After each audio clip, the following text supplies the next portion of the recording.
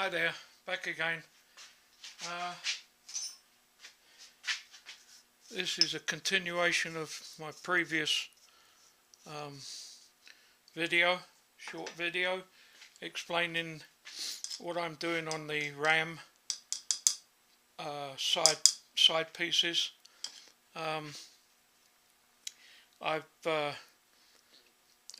all these dimensions that I get are full size, and I have to scale them down to 0.8, and so I've got my dimension from the back face or the bottom of the RAM out to the scaled dimension, and I've locked up my Y carriage, and I marked out here first of all where the four holes go that control the direction of feed on the cross slide, or yeah, I guess it's a cross slide, the travel backwards and forwards on the main dovetails, the carriage. And so I could go right the way through, because I think that from the drawing or from the photograph, the section here where the four holes go that control the pendulum swinging pendulum that is in the center there, that locates on the star wheel and drives the lead screw to feed the carriage. And I believe that I can go right the way through here, but I'm gonna leave this section here proud, just in case I've mistaken something.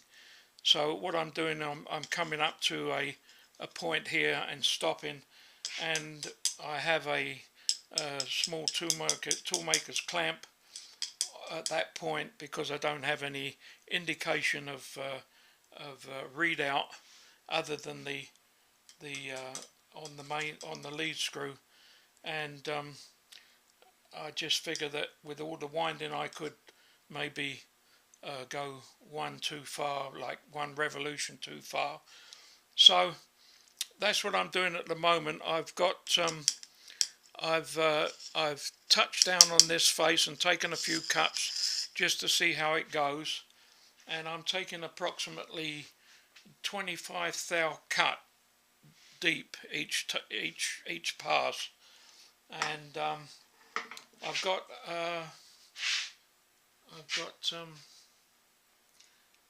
about 150 thou to go down. So I'll start the spindle up, and again I'll just mention that I'm using Banggood's single flute indexable milling cutter, and this particular cutter, on this point here, there's two sets that you can set it in, 180 degrees, and you've got another new cut on the insert. But this particular insert here, I've milled most of the material away from the top, which was, I think, was about 0.300 thou, and I milled all that away here, and milled this section here, and got my witness points here. I've done all of that, and I've sharpened.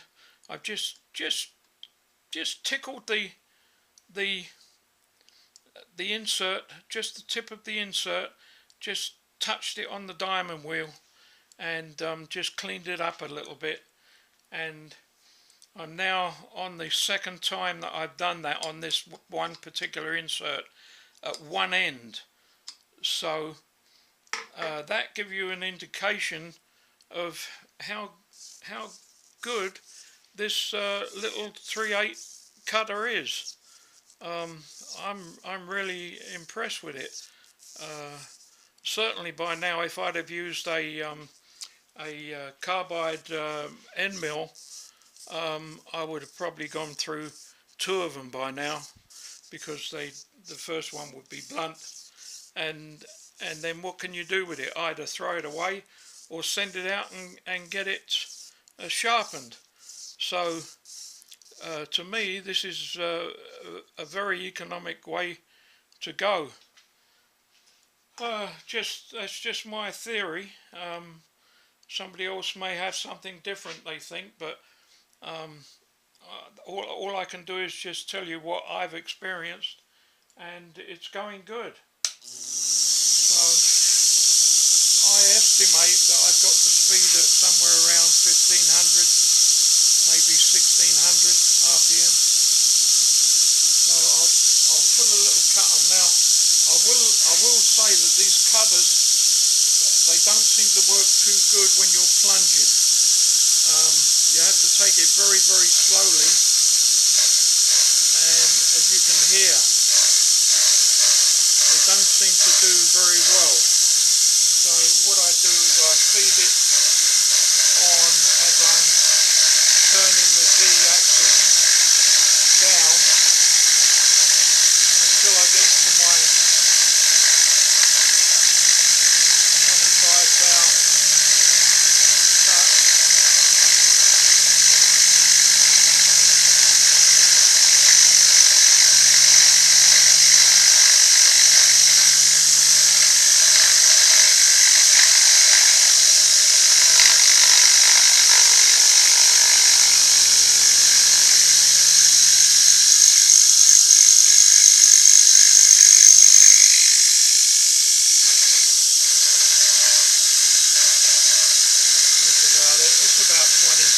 Maybe 20, 29, 30, no, it's about 25 thou.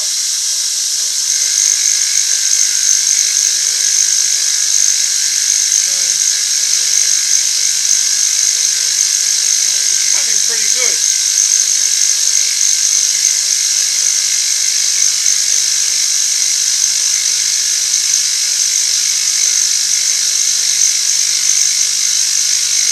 Of course, I'm taking it easy as well, because I've just got one clamp on one end of the angle block, which means that they could maybe tend to swivel if I put too big a cut on. So I'm just taking it easy. I'm at the stage now where if you make a mistake, it could be drastic.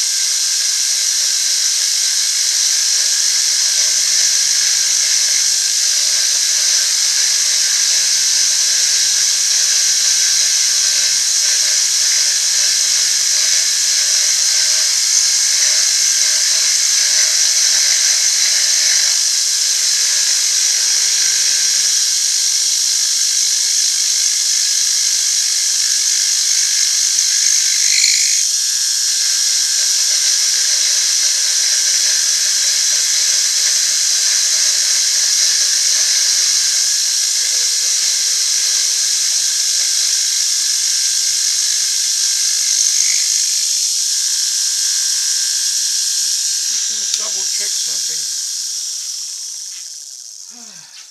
Make sure.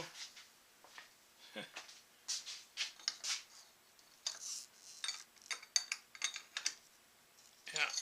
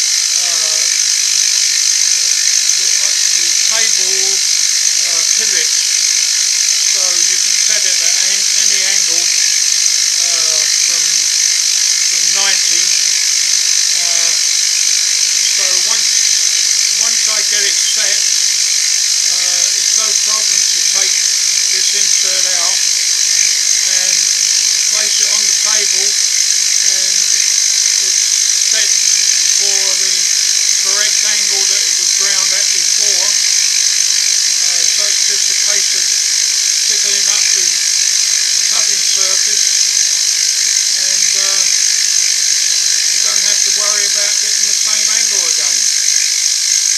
It's already set. There you go.